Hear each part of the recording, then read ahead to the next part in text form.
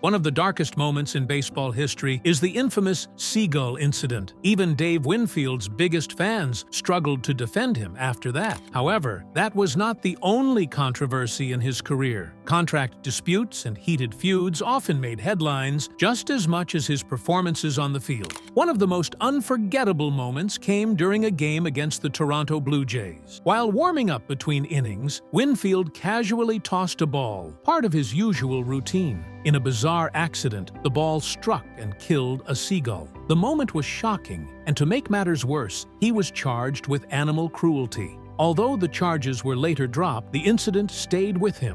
Even today, when people talk about Winfield, the seagull incident is often mentioned. If you think that was the only drama in Winfield's career, think again. His time with the New York Yankees was filled with tension, mostly due to his rocky relationship with team owner George Steinbrenner. They simply did not get along. Steinbrenner often criticized Winfield, especially about his postseason performances. He believed Winfield was not living up to expectations and was not afraid to say so publicly. The feud went so deep that Steinbrenner reportedly hired a private investigator to find dirt on him. There were also ongoing contract disputes. Winfield signed a massive deal with the Yankees, which led to constant battles over salary and contract details. Steinbrenner, never one to back down from a fight, clashed with Winfield over money repeatedly. The media picked up on the tension, and soon Winfield developed a reputation. Some saw him as overly confident, maybe even arrogant. His refusal to waive his no-trade clause added to that image. By the end of his Yankees career, his name appeared in trade rumors almost every week.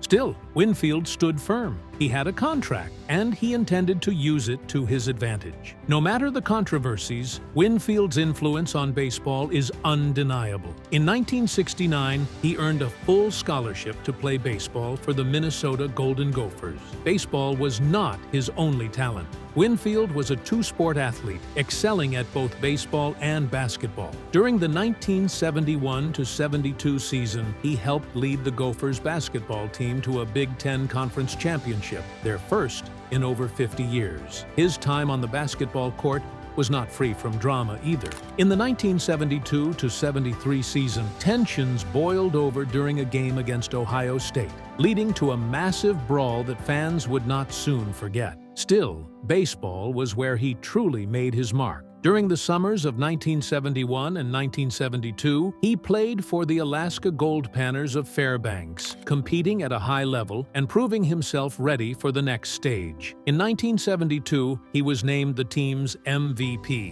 In 1973, Winfield's stardom skyrocketed. He was named an All-American and dominated in the College World Series, earning MVP honors not as a hitter, but as a pitcher. Before he became a feared slugger, Winfield was already making headlines from the mound. His ability to pitch and hit at an elite level made him one of the most exciting prospects in the country. When the 1973 drafts arrived, Winfield was not just on baseball's radar. He was on everyone's radar. He was so talented that professional teams from 3 different sports tried to recruit him. The San Diego Padres selected him 4th overall in the MLB draft, planning to use him as a pitcher. The Atlanta Hawks picked him in the 5th round of the NBA draft. The Utah Stars of the ABA also selected him, and in a shocking move, the Minnesota Vikings drafted him too, even though he had never played college football. Winfield remains one of only 5 athletes ever drafted in 3 professional sports. He is also one of just 3 players ever drafted by 4 different leagues. After all that,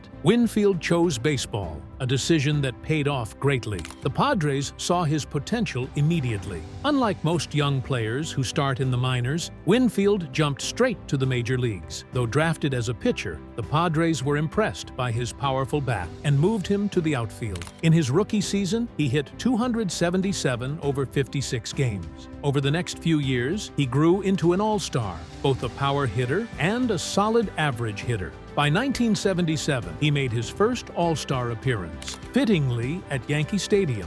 In 1978, he was named team captain of the Padres, a sign of the deep respect he earned. Then, in 1979, he had one of his best seasons, batting .308 with 34 home runs and 118 RBIs. After another strong season in 1980, Winfield entered free agency. In December that year, Yankees owner George Steinbrenner signed him to a record-breaking 10-year, $23 million contract. In today's money, that would be over $85 million.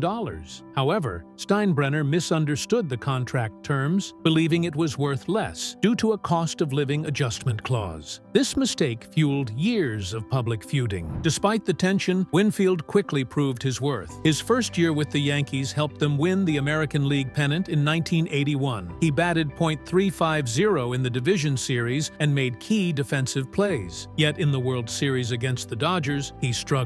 After joking about saving his only hit ball from the series, Steinbrenner took offense, publicly blasting him. Winfield's struggles were no worse than his teammates, but he became the target. Still, he came back strong in 1982, hitting 37 home runs. The drama continued in 1983, when he accidentally killed a seagull during a game in Toronto. Fans went wild. Winfield was even charged with animal cruelty, but was released after posting a bond, and the charges were dropped. Winfield later returned to Toronto to raise money for charity. However, every time he played there afterward, fans flapped their arms like wings. On the field, he kept excelling. In 1984, he batted .340, nearly winning the batting title. Despite his achievements, Steinbrenner never stopped criticizing him. In 1985, he called Winfield Mr. May, mocking his postseason performances. Even though Winfield consistently produced big numbers and won multiple Gold Gloves, Steinbrenner tried to make life miserable for him. In 1989, Winfield missed the season due to a back injury. In 1990, during the final year of his contract, tensions peaked. Winfield refused a trade to the California Angels at first. Eventually, he agreed and moved to the Angels, hitting 19 home runs in 112 games that season. Meanwhile, Steinbrenner's attempts to sabotage Winfield backfired badly. He was caught paying a known gambler to dig up dirt on Winfield.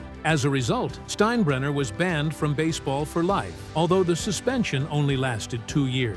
After joining the Angels, Winfield's career enjoyed a revival. He even won the Sporting News Comeback Player of the Year award. In 1991, he hit for the cycle against the Kansas City Royals and reached his 400th home run milestone.